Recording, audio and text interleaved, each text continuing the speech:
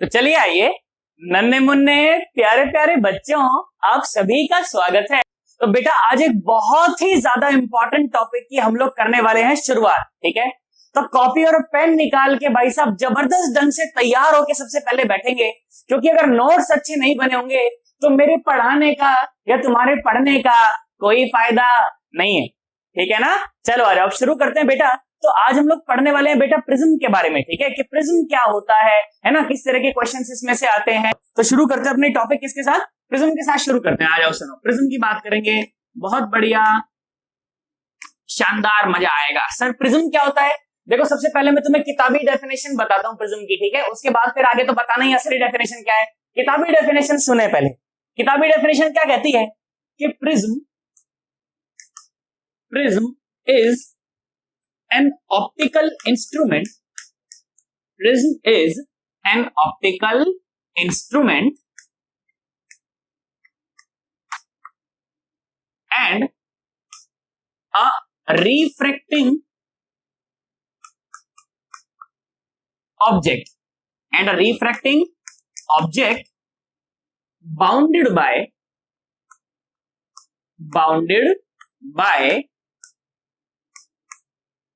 two triangles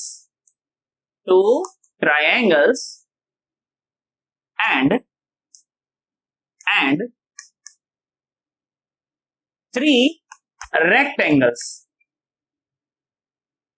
अच्छा भाई, क्या बोला गया कि प्रिज्म एक ऑप्टिकल इंस्ट्रूमेंट होता है और एक रिफ्रैक्टिंग ऑब्जेक्ट होता है। क्या होता है, रिफ्रैक्टिंग ऑब्जेक्ट होता है, मतलब कि जब लाइट उसमें पड़ती है ना तो टकरा के रिफ्रैक्ट होकर निकल जाती है ना। और क्या बोला गया कि it is bounded by two triangles and three rectangles. अब ऐसा कैसे है, देखो मैं तुम्हें दिखाता हूं, सुनो, देखो ध्यान से देखो, तुम्हें असली प्रिज्म बनाकर दिखा रहा हूं, मतलब कन्वेंशनल प्रिज्म बनाकर दिखा रहा हूं, पर यह सच्चाई नहीं है। ध्यान से सुनना जरा, क्या कहती है किताब कि भैया इसे प्रिज्म कहते हैं। किताब ये कहती है कि इसे प्रिज्म कहते हैं। मैंने कहा ठीक भाई, अब किताब कह रही है तो क्या पता सही कह रही हो, पर हमेशा ऐसा हो ये कोई जरूरी नहीं है ना। आ जाओ भाई, किताब ने क्या बोला, किताब ने बोला कि भैया दीपक, मैंने किताब से पूछा कि भैया बताओ प्रिज्म क्या होता है। मैंने किताब को बोला कि किताब रानी बताओ प्रिज्म क्या होता है। तो किताब रानी बोले कि दीपक बाबू इसे हम प्रिज्म कहते हैं, ये प्रिज्म है। मैंने कहा अच्छा ये प्रिज्म है, देखो जरा ध्यान से देखो, ये ट्रायंगल है और ये भी एक ट्रायंगल है, और ध्यान से देख तो एक रेक्टेंगल ये रहा, एक रेक्टेंगल ये रहा और एक रेक्टेंगल ये रहा, है ना। दो रेक्टेंगल ये रहे और एक बेस में, एक ट्रायंगल आगे और एक ट्रायंगल पीछे। क्या मेरी बात समझ आई, देखो दो रेक्टेंगल ये रहे और एक रहा बेस में, और एक ट्रायंगल आगे और एक ट्रायंगल पीछे। किताब ने बोला कि मैं इसे प्रिज्म कहती हूं। किताब ने क्या बोला कि मैं इसे प्रिज्म कहती हूं, प्रिज्म। मैंने कहा अच्छा, और ये जो एंगल बन रहा है ना ऊपर इन दोनों सरफेस के बीच में, किताब ने बोला कि मैं इसे एंगल ऑफ प्रिज्म कहती हूं, ए। किताब ने क्या बोला कि मैं इसे एंगल ऑफ प्रिज्म कहती हूं। अच्छा भाई बहुत बढ़िया, एंगल ऑफ प्रिज्म कहती हूं। मैंने कहा ठीक है, बहुत बढ़िया, बात समझ आ गई, कोई दिक्कत नहीं। अच्छा भाई, मैंने कहा ठीक, अब ध्यान से देखो, तो ये प्रिज्म हो गया है ना, ये ऊपर वाला जो एंगल है एंगल ए। किताब ने क्या बोला कि मैं इसे क्या कहती हूं, मैं इसे एंगल ऑफ प्रिज्म कहती हूं। मैंने कहा ठीक है, ये किताबी डेफिनेशन हो गई, किताबी हो गया है ना। और किताब में इसे दिखाते कैसे हैं, बेसिकली हमें इसके फ्रंट फेस का ही जरूरत पड़ती है, इसलिए सिर्फ इसके फ्रंट फेस को दिखाया जाता है, ठीक है। और ये जो एंगल है ना ऊपर, ये A, this is the angle of prism. क्या मेरी बात समझ आ गई, this is what, this is angle of prism, this is angle of prism, ठीक है। अब मेरी डेफिनेशन सुनो, देखो मैं क्या कहता हूं, ठीक है। किताब ने जो कहा सही, अपनी जगह सही है, एकदम कोई गलत नहीं। किताब ने जो कहा वो गलत नहीं है, पर वो अधूरा है। पर वो कैसा है, अधूरा है। तो आ जाओ इसे पूरा करते हैं। सुनो मैंने क्या बोला, मैंने कहा ठीक है प्रिज्म आप वस्तु बोल रहे हो, ठीक है, मैं उससे कोई मना नहीं करता, पर मैंने क्या बोला सुनो। अब इंग्लिश मीडियम वाले बच्चे, मैं इसे इंग्लिश में भी डिक्टेट करके बताऊंगा, बिल्कुल परेशान मत होना, ठीक है। मैं इसे यहाँ पर हिंदी में लिख रहा हूँ अभी, बिल्कुल परेशान मत होना, इंग्लिश में बोलूंगा तुम लोग आराम से लिख पाओगे उसे। सुनो मैंने क्या बोला, मैंने बोला कि बेटा प्रिज्म एक वस्तु नहीं है, प्रिज्म एक वस्तु नहीं है। क्या मतलब निकला मैं बताता हूं, प्रिज्म एक वस्तु नहीं है, prism is not a thing. क्या मैं बोला, prism is not a thing. मैंने बोला कि प्रिज्म एक सोच है, ठीक है। प्रिज्म क्या है, एक सोच है। प्रिज्म एक सोच है भाई साहब। प्रिज्म क्या है? एक सोच। बहुत बढ़िया भाई, बहुत बढ़िया। क्या बोला मैं कि प्रिज्म एक वस्तु नहीं है। Prism is not a thing, prism is a concept. क्या मेरी बात समझ आई? Prism is not a thing, prism is a concept. Prism एक वस्तु नहीं है भाई साहब, प्रिज्म एक सोच है जो कब लगाई जाती है? जो तब लगाई जाती है, जो तब लगाई जाती है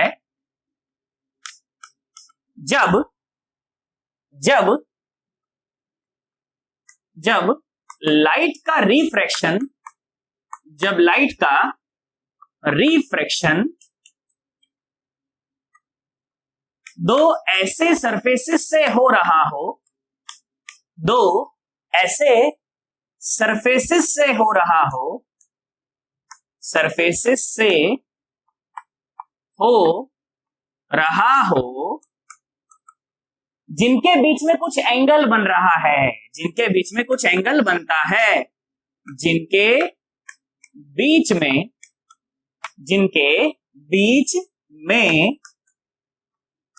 कुछ एंगल बनता है। ओके, जिनके बीच में कुछ एंगल बनता है।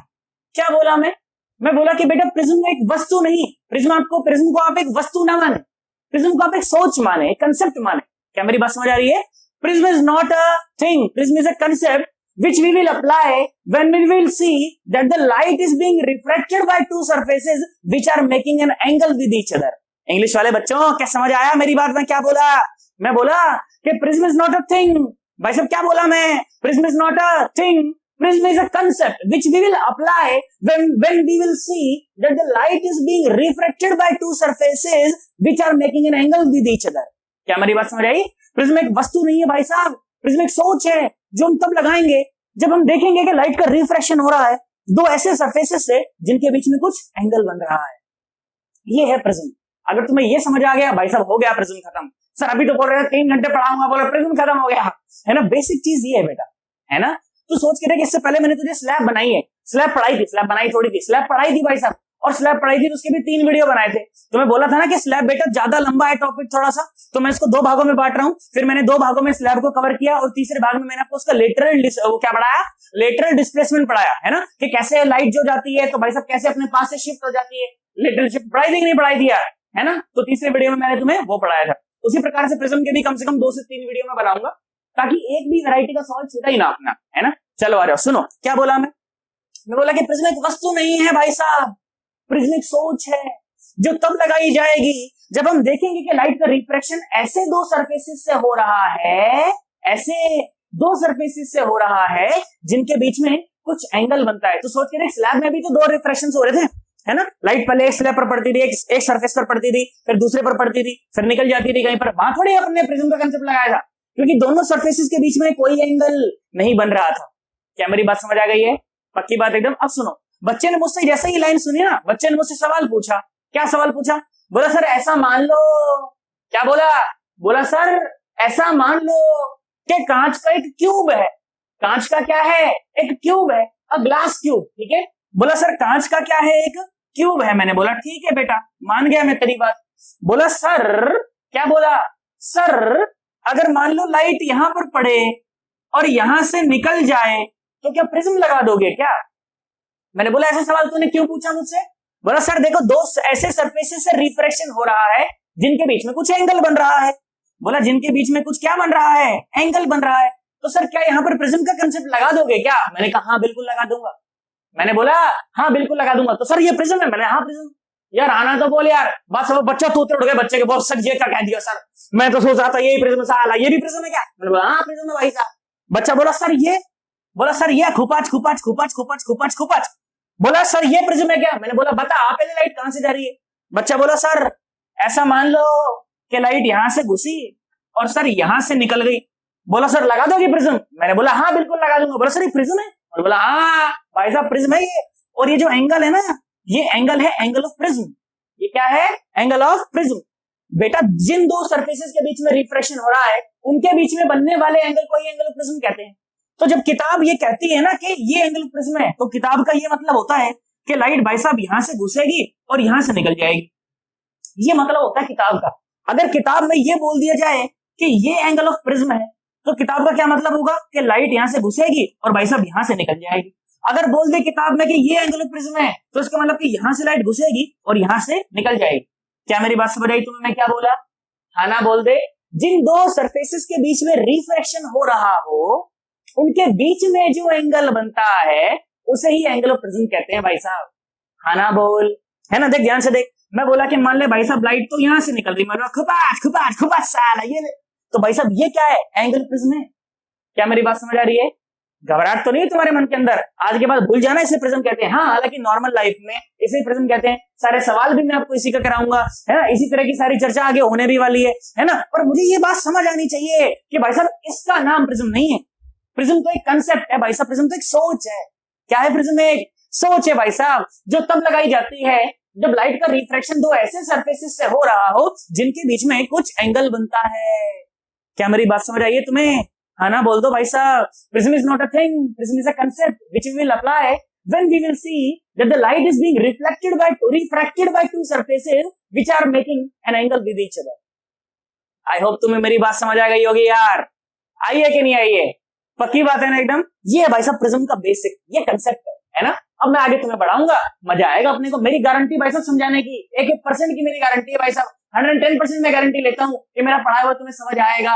पक्की बात है भाई साहब, समझ आएगा। पर नोट्स बनाने की जिम्मेदारी तुम्हारी है। बात समझ आई है कि नहीं आई यार? है ना? चल तो एक काम करो, मस्त ढंग से एक बार इसका मस्त स्क्रीनशॉट ले लो, उसके बाद फिर मैं चर्चा को और आगे बढ़ाता हूँ। आ जाओ बेटा, देखो सुनो। तो जैसा कि मैंने तुम्हें बताया कि प्रिज्म एक सोच होती है भाई साहब, तो अब हम लोग उस सोच को डेवलप करते हैं धीरे धीरे के। देखो क्या सोच होती है, कैसे कंसेप्ट लगाए जाते हैं, क्या होता है क्या नहीं होता भाई साहब, सारी की सारी बातें मैं तुम्हारे साथ करता हूँ। ध्यान सुनना अब जरा, देख सुन। तो बेसिकली होता क्या है कि यार प्रिज्म के अंदर जब रे घुसती है ना, तो अपने पाथ से भटक जाती है। घुसी किसी और पाथ पर थी, पर जब निकलेगी तो किसी और पाथ पर निकलेगी, तो अपने पाथ से जरा डेविएट हो जाती है, अपने पाथ से जरा घूम जाती है भाई साहब। तो कितना घूमती है, यही चर्चा मैं अब आप लोगों के साथ करने वाला हूं। पर एक बात मैं आपको चर्चा शुरू करने से पहले बता दूं कि जिस लाइट का हम लोग यहां पर इस्तेमाल करेंगे, प्रिज्म के अंदर जो लाइट डाली जाएगी, वो लाइट होगी मोनोक्रोमेटिक। कैसी होगी? मोनोक्रोमेटिक। मोनो माने सिंगल, एक, और क्रोम माने कलर। क्रोम का क्या मतलब होता है? कलर होता है, ठीक है? तो मोनोक्रोमेटिक का मतलब होगा कि ऐसी लाइट जिसका एक ही कलर है, सिंगल कलर है, ठीक है? वो व्हाइट लाइट नहीं है। अगर व्हाइट लाइट होती तो उसके अंदर तो सातों रंग होते हैं भाई साहब। हाँ ना बोलते? विबग्योर होता है कि नहीं होता?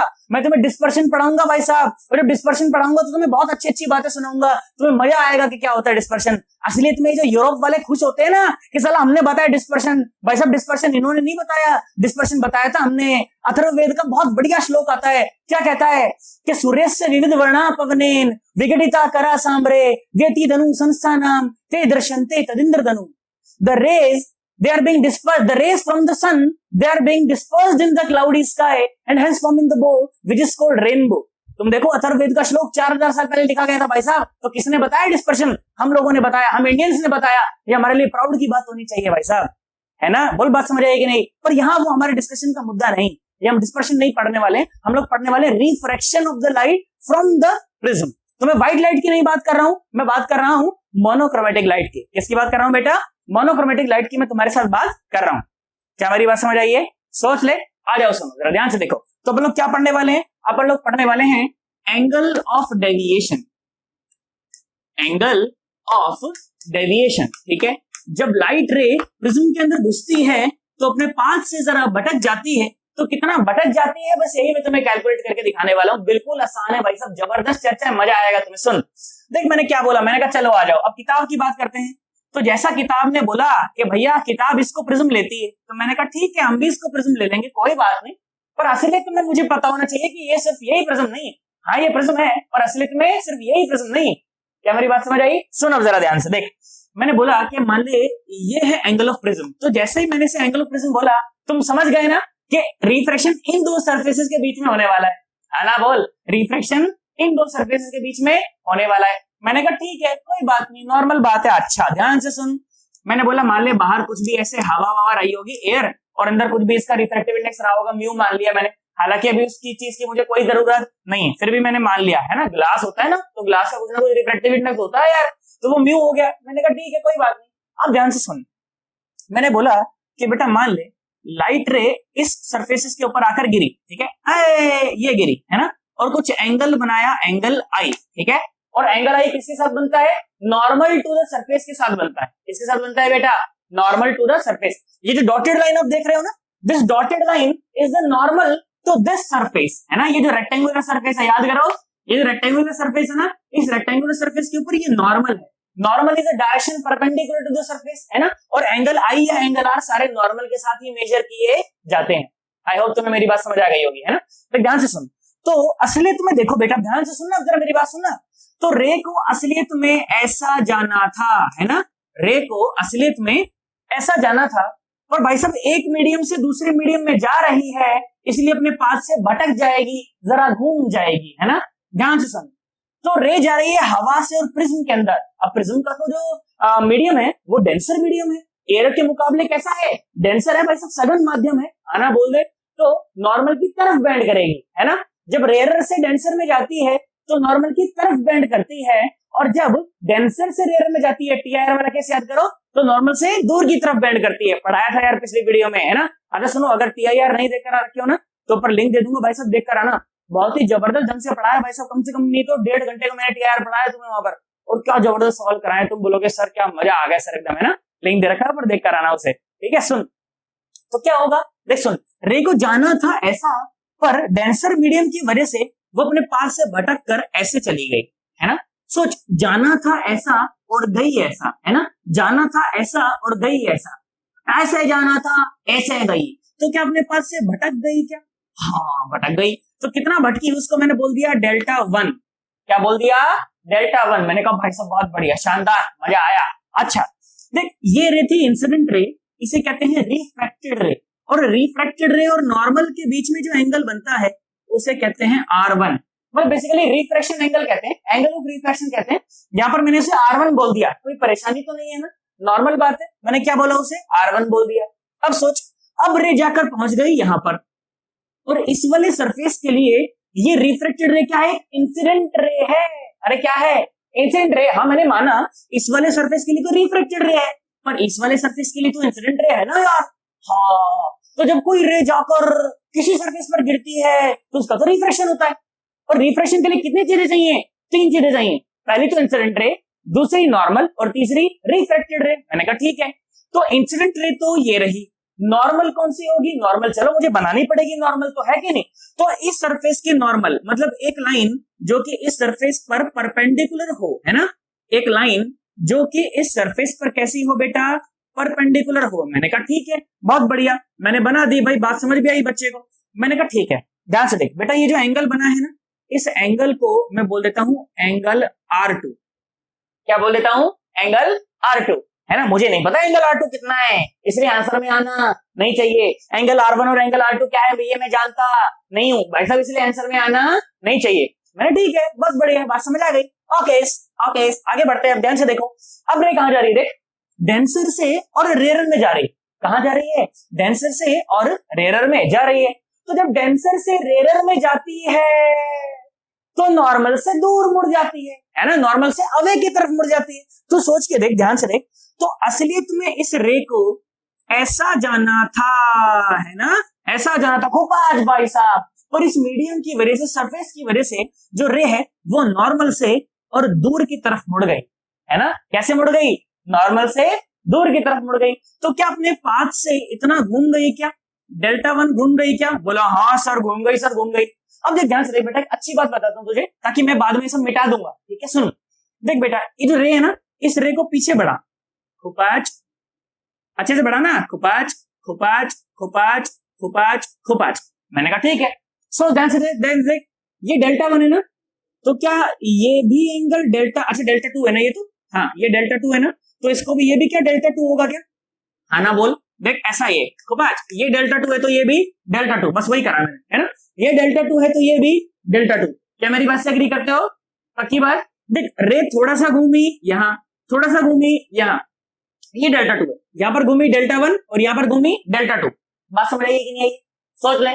ओके आ जाओ, देखो अब इसका कोई काम नहीं, साला मिटा दो इसको, खुबास साला, ये भाग यहाँ से, तेरा कोई काम नहीं है, ले भाई सब निकल यहाँ से, चलो रास्ता ना पो अपना, निकलो यहाँ से, शक्ल मत दिखाओ, भागो। ओके ये निकाल दिया मैंने इसको, है ना, इसका अपने को कोई काम नहीं। मैंने कहा ठीक है। हाँ ध्यान सुना, देख भाई साहब ये वाली रे, देख ये वाली रे, ओए यारो देखो ये वाली रे इस वाले सरफेस के लिए क्या है, एक इंसिडेंट रे है, और ये वाली रे सरफेस के लिए क्या है, एक रिफ्लेक्टेड रे। पर तू ध्यान से देख, तो क्या ये रे प्रिज्म से बाहर निकल रही है क्या? हाँ, ये प्रिज्म के अंदर घुस रही थी, ये अंदर गई और ये प्रिज्म से बाहर निकली। बेटा जो प्रिज्म से बाहर निकलने वाली रे होती है ना, इसका एक स्पेशल नाम होता है, इसे कहते हैं इमरजेंट रे। क्या कहते हैं? Emergent ray. अच्छा, और ये नॉर्मल के साथ जो एंगल बना रही है इसे कहते हैं एंगल ऑफ इमरजेंस ई। क्या कहते हैं? Angle of emergence. क्या कहते हैं? Angle of emergence. बात समझ आई कि नहीं आई है? ले मैं लिख देता हूं यहां पर, क्या लिखूं, यहां पर लिख देता हूं मैं, सुन, एंगल ऑफ इमरजेंस। ओके, बात समझ आ गई, इसमें कोई दिक्कत वाली, कोई परेशानी, कोई दुविधा, कोई शंका वाली बात नहीं है। अच्छा ध्यान से देख और मजा आएगा। देख क्या देखा मैंने, रे घुपाच थोड़ा सा घूमी हुई, यहां पर गिरी, फिर रे भाई साहब घुपाच ऐसे गई, तो थोड़ा सा यहां घूमी, थोड़ा सा यहां घूमी, तो रे अपने पास से भटक चुकी है। रे को जाना था ऐसा, अब ध्यान से देख, रे को जाना था ऐसा पर रे गई ऐसा। बात समझ आई? रे को जाना था ऐसा और रे गई ऐसा। बोल बात समझ आई कि नहीं आई? देख ध्यान से देख, ध्यान से देख, ध्यान से देख, फिर बताता हूं, देख सुन, रे को जाना था भाई साहब ऐसा पर रे गई ऐसा। तो क्या रे अपने ओरिजिनल पाथ से क्या इतना भटक गई? हाँ, this is the delta net. कितना भटकी रे? रे को जाना था ऐसा पर रे गई ऐसा। थोड़ा सा यहां घूमी, थोड़ा सा यहां घूमी, और टोटल मिला के डेल्टा नेट घूमी, है ना? बोल भाई सब, डेल्टा 1 घूमी यहां पर, डेल्टा 2 घूमी यहां पर, और नेट कितना घूमी? नेट घूमी डेल्टा नेट। तू सोच, लॉजिकली तो मैं ये बात लिख ही सकता हूं कि delta net is equal to delta 1 plus delta 2, ऐसा मैं लिख सकता हूं। पर देख तुझे मैथमेटिकली भी दिखाता हूं, सुन ध्यान से देख। पहले मैं इसका नामकरण संस्कार करता हूं। कैसे? मैंने बोला इसको P बोल देते हैं, इसको कुछ भी Q बोल देते हैं, इसको R और इसको S बोल देते हैं, और इस पॉइंट को T बोल देते हैं, है ना? इस वाले पॉइंट को क्या बोल देते हैं? T बोल देते हैं। मैंने कहा ठीक है। अब तू ध्यान से देख बेटा, ट्राइंगल दिखाता हूं तुझे, कौन सी? देख, इन ट्राइंगल TQS, ध्यान से देख, TQS, ये भाई साहब TQS, ध्यान से देख। तो ट्राइंगल TQS के लिए बेटा जो डेल्टा नेट है ना, that is an exterior angle, ये बाह्य कोण है। इसके लिए इस त्रिभुज TQS के लिए डेल्टा नेट एक बाह्य कोण है ना? बोल, it is an exterior angle for this triangle TQS। क्या मेरी बात समझ आई है?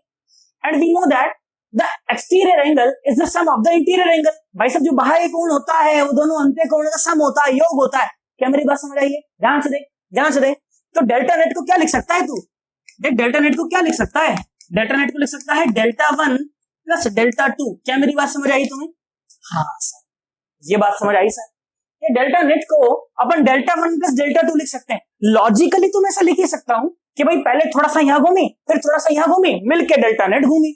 लॉजिकली तो लिख ही सकता हूं, पर मैथमेटिक्स भी भाई साहब लॉजिक को सपोर्ट करती है, और मैथमेटिक्स को लॉजिक को सपोर्ट करना ही पड़ेगा भाई साहब, करना ही चाहिए, तभी तो फिजिक्स में मजा है। फिजिक्स क्या है? लॉजिक। मैथमेटिक्स क्या है? लैंग्वेज, है ना? बोल, तो लैंग्वेज को लॉजिक को सपोर्ट तो करना ही पड़ेगा, उसमें क्या बात है यार, नॉर्मल बात है। मैंने कहा ठीक है, बहुत बढ़िया, इतनी बात समझ आई। अब देख ध्यान से देख, और बढ़िया बढ़िया बातें करता हूं मैं, देख तेरे साथ। सुन देख, इस वाले सरफेस पर देख, यहां देख, देख एक लाइन खुपाच और एक लाइन खुपाच। बोल बात समझ आएगी नहीं? एक लाइन ऐसे खुपाच नॉर्मल वाली, और एक लाइन इंसिडेंट रे वाली। सोच, ये एंगल है आई, ये एंगल है आई, तो ये डेल्टा 1 प्लस R1 की तो बराबर है। देख सुन, I is equal to delta 1 plus R1, हाँ ना? बोल दे, I is equal to delta 1 plus R1। बच्चा बोला ठीक सर, बात समझ आई सर, कोई दिक्कत नहीं सर, आपने अच्छा बोला। क्या बोला? कि डेल्टा 1 इज, क्या बोला मैं? I1, है ना? I इज इक्वल टू, क्या बोला? I is equal to delta 1 plus R1। बच्चा बोला हाँ सर, आप अच्छा बोले। देख ध्यान से देख, ध्यान से देख, तो यहां से देख मैंने I की वैल्यू निकाल ली। क्या वैल्यू निकाली? Delta one plus R one, तो देख बेटा डेल्टा वन क्या हुआ, देख डेल्टा वन हुआ आई माइनस आर वन। बच्चा बोला हाँ सर मैं एग्री करता हूं सर, इस बात से कोई दिक्कत नहीं। उसी प्रकार से देख तो angle E is equal to delta two plus R two. हाँ ना बोलो, angle E is equal to delta two plus R two, इसमें कोई परेशानी नहीं है भाई साहब, ध्यान से देख ध्यान से देख। तो angle E is equal to delta two plus R two, मैंने कहा ठीक है। तो delta two is equal to E minus R two. बच्चा बोला सर ठीक सर, इस बात से भी मैं आपकी से एग्री करता हूं सर, कोई दिक्कत नहीं सर, मजा आया सर। अब देख ध्यान से देख, तो डेल्टा वन और डेल्टा टू की वैल्यू को उठा के डेल्टा नेट में पुट कर दो। लो इक्वेशन नंबर दे देता हूं मैं, हालांकि इक्वेशन नंबर देने में मैं बहुत गंदा हूं यार, मेरे को तो याद भी नहीं रहता कौन सा नंबर है कौन सा नहीं है, पर फिर भी लो सुन लो। क्या बोला मैं कि 2 और 3 की वैल्यू को 1 में पुट कर दो, है ना। क्या बोला मैं कि put second and third in first. Okay बात समझ आ गई। देखो सन्नाटो, delta one delta net is equal to delta one plus delta two, रख आई माइनस आर वन और प्लस क्या मिला ई माइनस आर टू। बच्चा बोला ठीक सर, बात समझ आई सर, कोई दिक्कत नहीं। देख ध्यान से देख, तो delta net is equal to देख आई प्लस ई, और देख माइनस कॉमन ले लेगा तो क्या बचेगा R one plus R two, है ना। और जैसा कि मैंने तुझे बेटा पहले भी बताया, देख मेरा लक्ष्य तो यही है, मेरा लक्ष्य तो यही है कि मुझे क्या निकालना है, डेल्टा नेट निकालना है। अब देख आई और ई तो बाहर बन रहे हैं ना, प्रिज्म के बाहर एंगल बन रहे हैं, तो मैं मेजर कर सकता हूँ, कोई दिक्कत नहीं है ना। अरे हाँ ना बोलो, स्पेक्ट्रोमीटर होता है, आराम से मेजर कर लूंगा यार, है ना। आई और ई तो मैं मेजर कर सकता हूँ, उसमें कोई दिक्कत कोई परेशानी कोई दुविधा कोई शंका भाई साहब नहीं। हाँ ना बोल, सर क्या करा दे तो तुम मुझसे यार, बढ़ा दे। ध्यान सुनो क्या बोला मैं बोला भाई साहब एंगल आई और एंगल ई तो मैं मेजर कर सकता हूँ, पर एंगल R1 और एंगल R2 मेरे लिए मेजर करना कोई आसान बात नहीं। भाई साहब प्रिज्म के अंदर है ना, कैसे मेजर करूं, मेरे लिए तो अननोन है। और हाँ ना बोलो यार, बात समझ आई है ना, पक्की बात एकदम। तो मुझे क्या करना है ना, मुझे क्या करना है, ये मेरा लक्ष्य था, मैं पहुंच चुका हूं यहां तक, ठीक है। पर थोड़ी सी कमी है। क्या कमी है कि मुझे ये R1 और R2 की वैल्यू पता नहीं, तो कुछ ऐसा जुगाड़ लगाऊं सारा इसके अंदर कि मुझे ये R1 और R2 की वैल्यू पता चल जाए। मैंने कहा ठीक, बहुत बढ़िया, ये तो करना है। अब मैंने थोड़ी सी बुद्धि लगाई, देख मैंने क्या बुद्धि लगाई, मैंने कहा देख सुन, तू ध्यान से देख, तो ये PQRS, ध्यान से देखिए बेटा, ये क्या है PQRS, ये क्वाड्रिलेटरल है। ये क्या है, चतुर्भुज भाई साहब। अरे हिंदी वाले बच्चों वो ये चतुर्भुज है, और इंग्लिश वाले बच्चों ये क्वाड्रिलेटरल है भाई साहब, खाना बोलो। और क्वाड्रिलेटरल की जो बेटा चारों जो उसके जो कोण होते हैं, जो चारों उसके जो एंगल होते हैं, उनका सम क्या होता है 360 होता है। बच्चा बोला हाँ ठीक है सर, पर उससे क्या मतलब, सारा क्वाड्रिलेटरल बोल दिया हो, यहाँ पे R1 R2 की वैल्यू नहीं पता चल रही है, आप क्वाड्रिलेटरल बोल रहे हो। मैं सुन तो सही, मेरी बात तो सुन यार, ध्यान से देख क्या बोला मैं, देख सुन, देख मजा आएगा तुझे, अच्छा लगेगा, सुन। तो मैंने क्या बोला, मैंने क्या बोला, इन क्वाड्रिलेटरल PQRS, ध्यान से देखिए मेरे बेटा, ध्यान सुन। तो इन quadrilateral PQRS, we know that the sum of all of the angles will be 360 degree। खाना बोलो भाई साहब, क्वाड्रिलेटरल में जो चारों कोण होंगे उनका सम कितना होगा, 360 होगा कि नहीं होगा। बच्चा बोला हाँ सर, मतलब कि एंगल ए प्लस, देख एक एंगल तो एंगल है कि नहीं है ना, ध्यान से देख, बाकी एंगल भी तुझे दिखाता हूं, सुन। देख अगला एंगल क्या है, ये PQR, मतलब कि ये एंगल, मतलब कि ये पूरा एंगल, ध्यान से देख, तो ये पूरा एंगल कितना है, अरे 90 डिग्री है भाई साहब, सरफेस के ऊपर नॉर्मली तो है, तो 90 डिग्री तो है, हाँ बोल। और देख उसी प्रकार से देख बेटा, ये एंगल भी देख, ये एंगल भी देख, ये एंगल भी कितना है, और 90 डिग्री है। मेरा तो काम आसान हो गया यार, है ना। पर ये एंगल मुझे नहीं पता, एंगल QRS मुझे नहीं पता, कोई बात नहीं लिख देता हूं मैं यहाँ पर। सुन क्या लिखा मैंने कि angle A plus angle 90 plus angle QRS, है ना, प्लस एक और 90 विल बी इक्वल टू 360, है ना बोल, बात समझ आई कि नहीं। चारों कोणों का योग मैंने क्या लिख दिया, अरे 360 लिख दिया, कोई दिक्कत नहीं उसके अंदर, है ना। तो देख एंगल A और plus angle QRS will be equal to, देख 90 180 गया तो 180, है ना बोल, बहुत बढ़िया। 3 नंबर तक आ गया ना, 3, इसको मैं 4 नंबर बोल देता हूं, इसको मैं 5 नंबर बोल देता हूं। ओके बोला सर ठीक है सर, यहां तक भी आपने करा। सर R1 R2 की तो वैल्यू पता नहीं चल रही है, QRS और घुसा दिया वहां पे, उसकी तो वैल्यू भी नहीं पता मुझे। मैंने कहा सुन तो सही मेरी बात, तू इतनी जल्दी क्या करता है यार, तो बच्चा बोला हाँ ठीक है सर बताओ सुन रहा हूं मैं, 2 मिनट आपके पास, 2 मिनट में समझाना मैं जा रहा हूं सर। और ठीक है सुन मेरी बात सुन, देख ध्यान से देख, एक को ट्राइंगल तुझे और सर अब कोऑर्डिनेटर घुसाया, अभी ट्राइंगल घुसा दो उसके अंदर, कुछ समझ नहीं आ रहा मेरे को। और देख ध्यान सुन देख QRS ट्राइंगल कौन सी, QRS। बच्चा बोला हाँ सर दिख रहा है ट्राइंगल QRS। अब ट्राइंगल के तीनों कोणों का योग कितना होता है 180, है ना, बोल भाई साहब। क्वाड्रिलेटरल के चारों कोणों का योग 360 और ट्राइंगल के तीनों कोणों का योग, तीनों कोणों का सम कितना होता है, तीनों एंगल्स का सम कितना होता है 180 होता है। बच्चा बोला हाँ सर ठीक है, तो क्या, मैंने बोला देख सुन देख इन ट्राइंगल कौन कौन सा है QRS। देख तीनों कोणों का योग देख सुन, R1 और एंगल QRS और एंगल R2, बात समझ आ रही है ना, एंगल R1 एंगल QRS और एंगल R2 का जो सम होगा वो 180 डिग्री होगा। बच्चा बोला हाँ सर ठीक है, देख ध्यान से देख, तो angle R1 plus angle R2 plus angle QRS का जो सम होगा वो 180 डिग्री होगा, इसमें कोई परेशानी नहीं। मैंने कहा ठीक है, देख ध्यान सुन बेटा, यहां से एंगल QRS की वैल्यू निकाल, तो कितना आया 180 डिग्री और कितना आया R1 प्लस R2, कितना आया R1 प्लस R2, है ना। अब इसको इसकी जो QRS की जो वैल्यू है ना, ये जो QRS की जो वैल्यू है उसको यहां पर पुट कर दो, है ना, ये जो QRS की जो वैल्यू है उसको ऊपर यहां पर पुट कर दो, देखो क्या मिलता है। तो एंगल A है ना प्लस, अब QRS की वैल्यू पुट करो, देखो 180 degree minus R1 plus R2 और इज इक्वल टू 180 डिग्री। बच्चा बोला हाँ सर ठीक है, ध्यान से देख, तो 180 ने 180 को मार दिया। अब ध्यान से देख, तो भाई साहब angle A is equal to R1 plus R2 आया कि नहीं आया। बच्चा बोला सर कमाल कर दिया सर, ये तो सर मजा ही आ गया।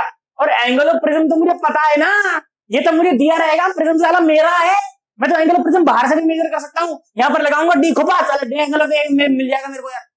खाना तो बोल बात समझ आई कि नहीं आई। तो एंगल ए मेरे को पता है, एंगल ऑफ प्रिज्म है वो तो मेरा प्रिज्म है ना, तो मुझे तो पता है इसका एंगल कितना है। तो R1 R2 चाहे मुझे ना पता हो, पर एंगल ऑफ प्रिज्म तो मुझे पता है ना। चलो आ जाओ, अब इसकी वैल्यू को इसके अंदर पुट करो, रिजल्ट को फाइनलाइज कर दो भाई साहब। क्या रिजल्ट मिलेगा, देख सुन, ये मिलेगा कि delta net is equal to I plus E और माइनस A। भाई साहब this is the delta net, this is the delta net, this is the net deviation in the path of the light ray when it goes through the prism, है ना। Light रे को जाना था ऐसा, पर लाइट रे गई ऐसा, जाना था ऐसा और गई ऐसा, तो जो घूम गई ना भाई साहब, ध्यान से देख, लाइट को जाना था ऐसा पर लाइट रे गई ऐसा, तो जो घूम गई, ये जो घुमाव हुआ जो लाइट के अंदर, इस घुमाव को ही बोला गया भाई साहब डेल्टा नेट, है ना, net deviation in the path of the light रे। बस नॉर्मल सी कहानी है। देख ये बेटा, ये जो दो इक्वेशन है ना, ये प्रिज्म की मेन दो इक्वेशन है, जो अगर तुम्हें याद रह जाए तो तुमसे सवाल बहुत आसानी से और बहुत तेज हो जाएंगे। ऐसा नहीं है कि अगर ये दो इक्वेशन तुम्हें याद नहीं रही तो प्रिज्म के बेसिक सवाल तुमसे नहीं होंगे, हो जाएंगे। मैं तुझे करके दिखा सकता हूँ, कोई दिक्कत नहीं। मुझे दो इक्वेशन अगर याद ना भी हो तो प्रिज्म का हर एक सवाल मैं कर सकता हूँ, उसमें कोई परेशानी नहीं है। और भाई साहब थोड़ा सा जो है ना मेरी कैलकुलेशन बढ़ जाएगी, है ना, और थोड़ा सा जरा सॉल्व करना थोड़ा धीमा पड़ जाएगा।